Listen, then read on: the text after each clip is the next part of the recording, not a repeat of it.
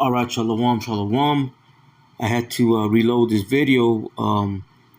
It got blocked as I loaded it up yesterday, so I had to reload it. I had to take out the video clips, okay, that I had before my lesson. Okay, what I'm gonna do is I'm gonna go ahead and put the links in the description box.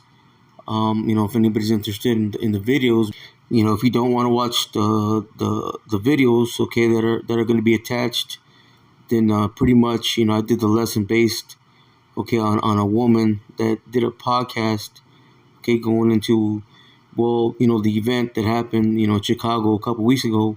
She was going into so-called black, so-called brown coming together and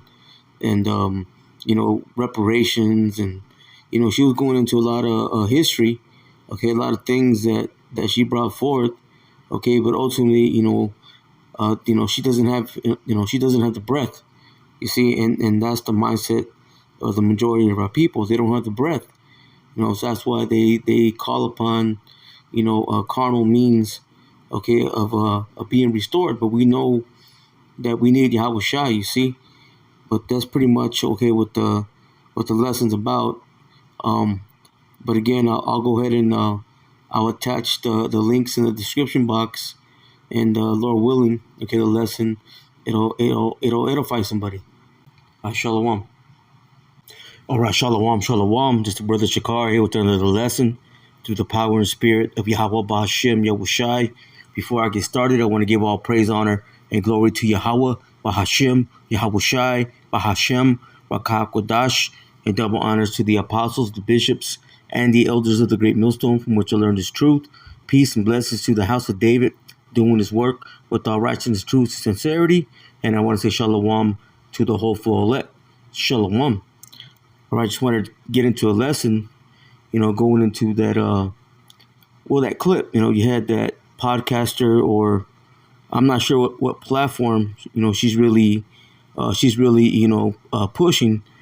But nonetheless, she had a video, and I caught that video, okay, or that clip on Instagram. And the lady's name, the woman's name is Bernice Dahl, she calls herself.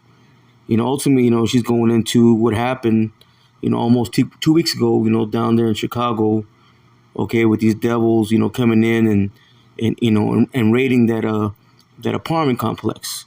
But hey, this has been the warning that's been going out, that these devils, they're getting ready to move. They're moving, you see, and they're getting ready to come, okay, with that great wrath, because they know that their time is short, you see. But ultimately, this woman, okay, she's she doesn't have the breath, man. She brings out, some good history, she makes some good points, but she's talking about coming together, so-called black, so-called brown, coming together, and doing something.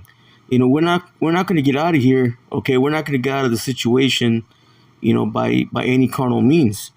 Hey, we need Yahweh, okay, Ba'Hashem Yahushai. Okay, we need him to send his son Yahweh Shai, okay, to deliver us.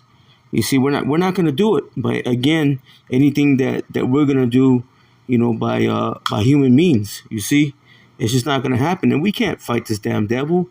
Okay, Esau was given the blessing of the sword. There's no way to beat him. Okay, and with his own weapons. You see, there's no way. It's not going to happen. She's talking about reparations, and they're against anybody that's not light skinned and blue eyed, and so on and so forth. So she's including all these other nations, like if we're all one. No, it's all about, okay, Israel, man, the Israelites, so-called Negroes, so-called Hispanics, and so-called Native Americans, and even those that look at the nations, because it's not about, okay, skin color, although, okay, we got to put it that way, okay, to to make the point, you see, but nevertheless, okay, this is just one person, and you have many, okay, that are in the same mindset. They're thinking again that we're going to be able to do something by human means, which we're not going to be able to do. Again, we need Yahweh Ba'Hashem Yahushai. So these people, okay, that are presenting these things, again, should bring out some good points, some good history, You see, but that's not okay. That's not the way. Hey, we're gonna get out of here. Again, we need the Lord. You see, because these people that are presenting these things, okay, or that are bringing out these podcasts, okay, or whatever their platform is, they don't have the breath, man. There's no breath in them. So let's go real quick to Ezekiel. And let's go to the 37th chapter. And we're going to start at the top. And I'm going to read it in the NLT. Now, the subheading in the King James, it says, Vision of the Valley of Dry Bones. Now, in the NLT, it says, A Valley of Dry Bones. It says, The Lord Yahweh Ba'ashem Yoshai took hold of me, and I was carried away by the Spirit of the Lord Yahweh Ba'ashem Yoshai to a valley filled with bones. It says he led me all around among the bones that covered the valley floor. It says they were scattered everywhere across the ground, see, and were completely dried out. Because really, outside, okay, of the men of the Lord, okay, and those that believe this 100% truth, hey, that this place has no water, man. Okay, it's dry. It's completely dry. Okay, they haven't been given, okay, the fountain of living water. Okay, this truth. You see, they're still engulfed, okay, with the deceptions that they've been indoctrinated with. You see, their mindset is not right. They still have the mindset, okay, well, they have that Gentile mindset, okay, thinking they're so-called black, thinking they're so-called Mexican, so-called Puerto Rican, so-called Native American, okay, so on and so forth. You see, they don't have it. They're dead, man. They're dead, okay, from the neck up. Now, when you go into that word valley, let's get it. Let's get that word valley.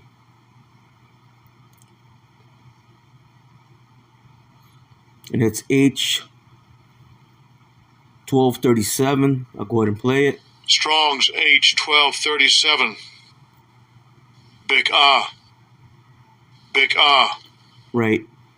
Okay, and the definition, let's go to the definition. It says a valley, a plain, a level valley. It says properly a split. It says i.e. a wide level valley between mountains, a plain valley. Now when you go to the lexicon and you read it here, it says a valley as if cleaving and separation of mountains. You see, it says, as you read down here, it says, but more often, say a plain country, widely extended plain. It says that in which Babylon, see, was situated. It says, see Genesis, see 11 and 2.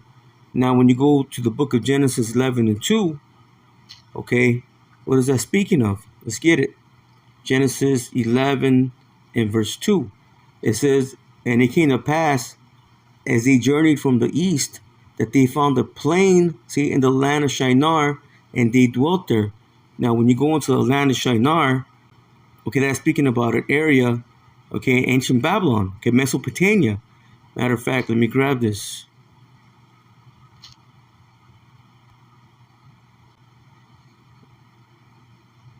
Yeah, right here. It says, see, Shinar, and this is in the AI overview, it says Shinar was an ancient region, see, in lower Mesopotamia, located between the Tigris and Euphrates rivers in what is now modern-day Iraq. It corresponds, listen, to the southern part of Babylonia and is known in the Bible as the location of the cities like Babel, okay, Babylon, okay, Erech, or Uruk, and where the tower, see, of Babel was built. See, so it's a plain, so it's a plain land, okay, flat land. It's a lowland. Okay, when you make the comparison to so-called America, okay, well, so-called America, it's low in morals. Okay, now when it comes to so-called America, okay, there's different types of regions, meaning you have your coastal lines, you have mountain regions, but you also have, okay, plains, and you got something that's called, okay, the Great Plains, because not all so-called America, okay, is a valley, but when you go and you search out, okay, the Great Plains, it's going to tell you, okay, that the Great Plains, okay, it's a lowland. Matter of fact, let me grab it.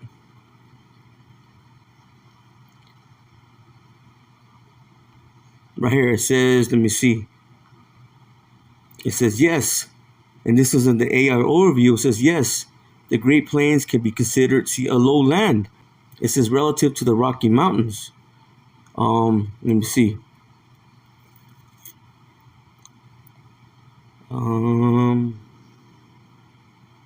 Right here it says interior lowlands. It says the Great Plains are in fact the western part, see, of vast interior lowlands. It says while the term plain suggests flatness, the area features a variety of elevations and landforms, but its overall character is of a gently sloping, low-lying plateau, okay, which matches up, okay, with the land of Shinar. Listen, let me see.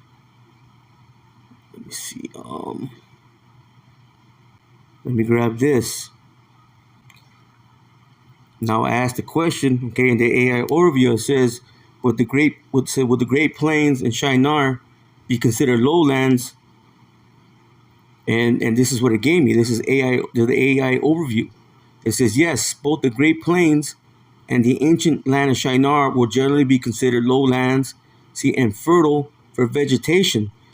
It says though the Great Plains are encompass significant variations in elevation, the land of Shinar is described as a fertile plain between the Tigris and Euphrates rivers, while the Great Plains in America feature fertile grasslands, particularly, see, in their eastern portions. It's also grab this, because I asked the question. I said, would the Great Plains and Shinar be considered bread baskets? See, and the answer here from AI Overview says yes. Both the ancient region of Shinar and the modern Great Plains can be considered bread baskets for the respective eras, as both were major grain-producing centers that supplied food to other regions. It says Shinar was a bread basket for the ancient Near East, while the Great Plains became a bread basket, for North America, feeding much of the country, and the world. You see, so it's synonymous. Okay, that Shinar, okay, was in ancient Babylon. Okay, and now we're right here in so-called, okay, Babylon the Great. Matter of fact, let me grab this too.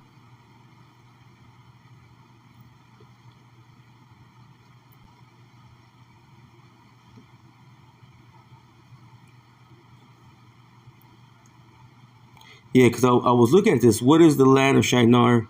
See, in Zechariah. See, and it takes you to what? The book of Zechariah, chapter 5, verse 11.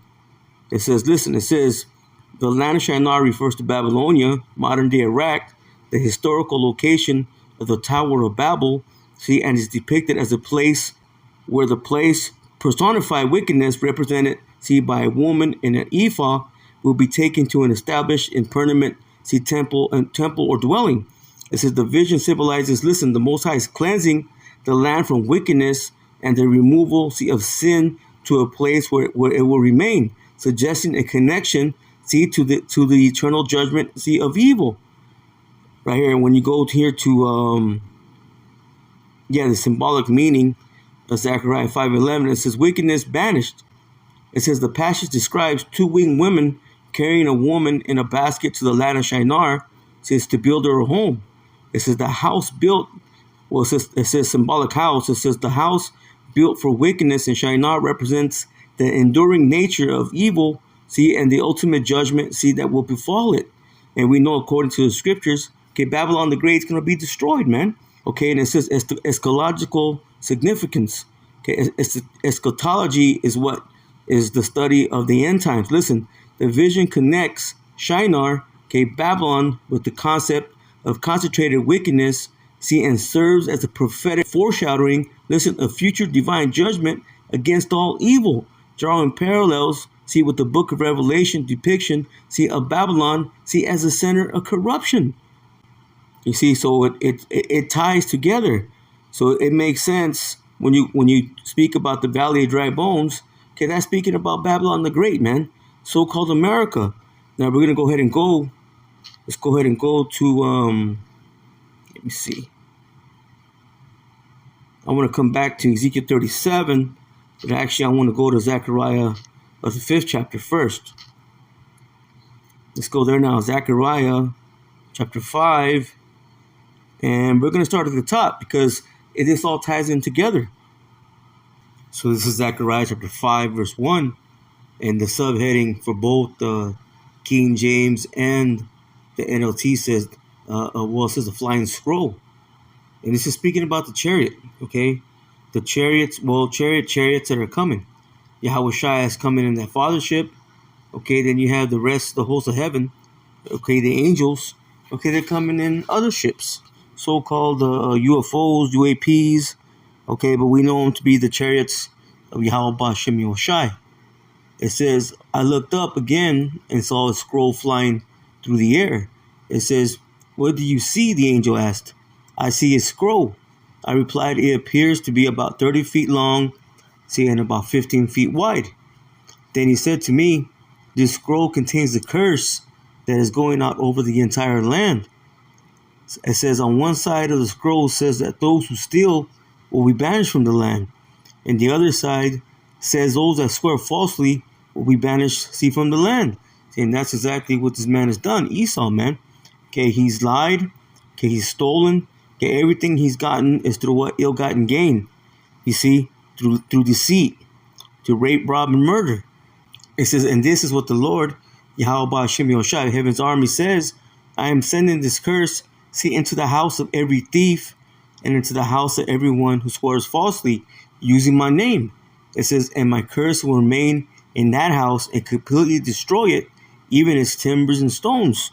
So ultimately, when the Lord gets done with this place, there's going to be nothing left, man.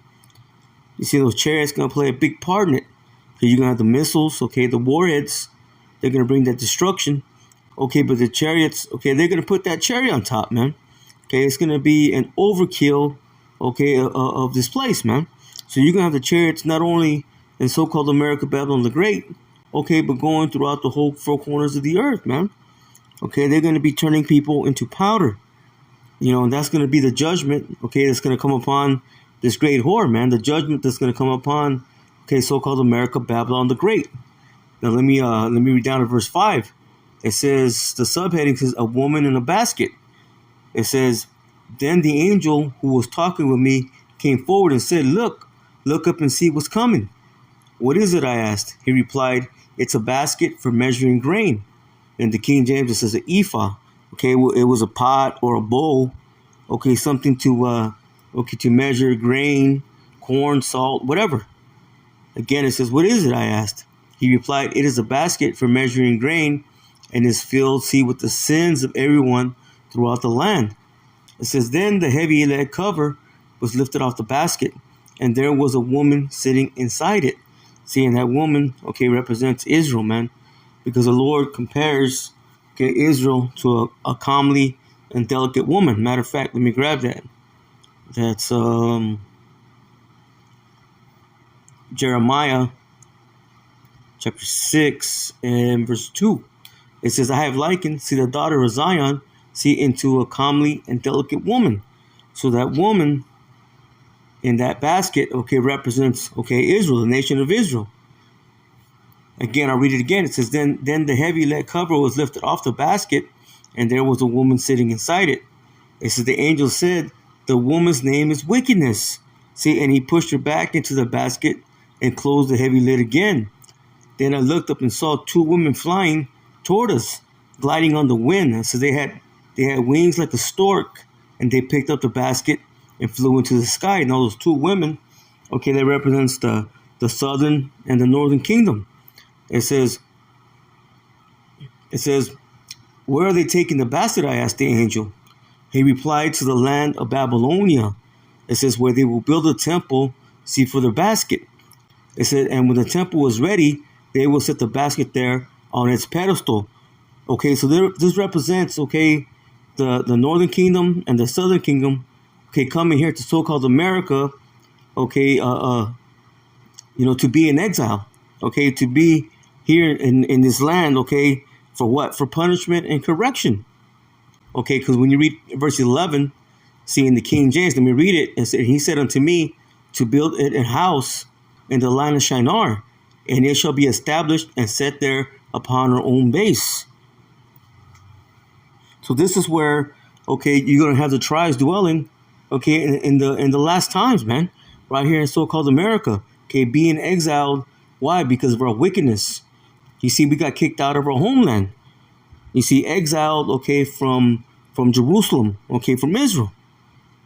Okay, so when you go back, let's go ahead and go back to Ezekiel 37. That valley of dry bones is speaking about so-called America. Let me read it again from the top. And again, the subheading says, a valley of dry bones. The Lord Yahweh Ba'ashem Yahushai, he took hold of me, and I was carried away, see, by the Spirit of the Lord Yahweh Ba'ashem Yahushai, to a valley filled with bones. He led me all around the bones that covered the valley floor. They were scattered everywhere, see, across the ground, and were completely dried out. So right now, again, okay, you only have a remnant, okay, a hopeful elect, okay, that has the correct mindset. Okay, they have the true living water, you see, but the rest, okay, they're dried up, man. Okay, they're dead man's bones. You see, they don't have the correct mindset. Then he asked me, son of man, can these bones become living people again? O sovereign Lord, Yahweh Ba'ashem Yahushai, I replied, you alone know the answer to that. Then he said to me, speak a prophetic message, see, to these dry bones and say, dry bones, listen to the word of the Lord Yahweh Ba'ashem Yahushai. This is symbolic, okay, to the men of the Lord, man, bringing out this word, bringing out this truth. It says, this is what the sovereign Lord Yahweh Ba'ashem Yahushai says, look, I am going to put breath into you, see, and make you live again. I will put flesh and muscles on you and cover you with skin. I will put breath into you, and you will come to life. Then you will know that I am the Lord Yahweh Ba'ashem Yahushai. It says, so I spoke this message just as he told me. Suddenly, as I spoke, there was a rattling noise all across the valley. The bones of each body came together, attached themselves, see, as complete skeletons. Then I watched muscles and flesh formed over the bones. Then skin covered their bodies, but they still had no breath in them. See, and that's the mindset, okay, as a majority of our people. Okay, they understand that something's wrong, something's off. Okay, everybody agrees, okay, that we have a particular oppressor. Okay, you know, you have these individuals, they agree that there's a particular oppressor. Okay, they know something's wrong, just like back in the days, man. You had, the Black Panthers. She brought that up. Okay, you had the Brown Berets. Okay, you had the American Indian Movement, AIM.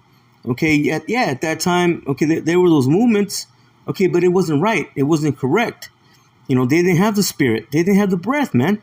Just like today, you got so many of these individuals, okay, with platforms. Okay, they're saying certain things that are correct. Okay, bringing out some history. Again, they know something's not right, but they don't have the breath. They think that somehow, some way, they're going to be able to get over, okay, on this damn oppressor, again, by human means. But there's no way. There's no way we're going to be able to beat this man, okay, without Yahweh Ba'ashem Yahushai sending his son. I'm going to read that again. It says, then as I watched muscles and flesh formed over the bones, the skin formed to cover their bodies, but they still had no breath in them. Again, that's the majority of the people, man. Okay, they don't have the correct mindset. Okay, they have no breath. It says, then he said to me, speak a prophetic message, see, to the winds, son of man, speak a prophetic message and say, this is what the sovereign Lord, Yahweh Ba'ashem Yahushai says, come, O breath, from the four winds, breathe into these dead bodies, so they may live again. So I spoke the message as he commanded me, see, and breath came into their bodies. They all came to life and stood upon their feet, a great army. You see, and that's the men of the Lord, man. That's the men of the Lord, okay, and those that believe the 100% truth, man. Okay, those that have an understanding, those who have been granted wisdom, okay, from the Lord. It says, then he said to me, son of man, see, these bones represent the people, see, of Israel. They are saying, we have become old, dry bones, all our hope is gone, our nation is finished. Yeah, because we've been scattered. You know, we didn't know who we were as a people, but now, okay, we have an understanding, again, through the Spirit. It says, therefore prophesy to them and say, this is what the sovereign Lord, Yahweh Ba'ashem Yahushai says, O my people, I will open your graves, see, of exile and cause you to rise again. Then I will bring you back, see, to the land of Israel. See, and that's what we're waiting on, man. We're waiting, okay, for the deliverance. Okay, those who have, okay, the correct mindset, the correct wisdom, okay, of what's really happening. It says, when this happens, all my people, it says, you will know that I am the Lord Yahweh Ba'ashem Yahushai. It says, I will put my spirit in you, and you will live again and return home, see, to your own land. Then you will know that I, the Lord Yahweh Ba'ashem Yahushai, has spoken, and I have done what I said. Yes, the Lord Yahweh Ba'ashem Yahushai, see, has spoken. See, and ultimately that's going to be the deliverance, okay, of the elect, and ultimately all Israel. But on this side, okay, where the destruction is going to take place, the Lord's only dealing, okay, with the remnant. You see, that's why the majority of the people, okay, they still have no breath. Matter of fact, let me grab this. This is Second Esdras, because that breath's got to come from the Lord, man. You ain't going to get it on your own. This is Second Esdras chapter 3, and let me start off in verse 4. It says, O Lord, who bearest rule, thou spakest, see, at the beginning, when thou didst plant the earth, and that thyself alone, and commandest the people. Listen, and gavest a body unto Adam without a soul. All right, does that mean he was just running around, flopping around, okay, just with the body, okay, but then didn't have, any mindset, or didn't have anything, okay, going on? No, okay, he was alive, okay, but he didn't have the breath yet. See, the Lord had to breathe it into him, okay, just like, just like the hopeful elect, okay, they've been given that breath, okay, but you have so many of our people, okay, they're still without that breath. Again, it says, and gavest a body unto Adam without soul, which was the workmanship, see, of thine hands, and didst breathe into him, listen, the breath of life, see, and he was made living before thee. So he had the correct mindset, man. He had that wisdom, okay? He had the understanding, okay, of what the will of the Lord is. But again, you have so many, okay, they're just in the congregation, see, of the dead. Let me grab that.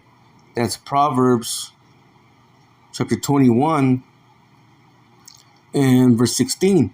It says, the man that wandereth, see, out of the way of understanding shall remain in the congregation of the dead.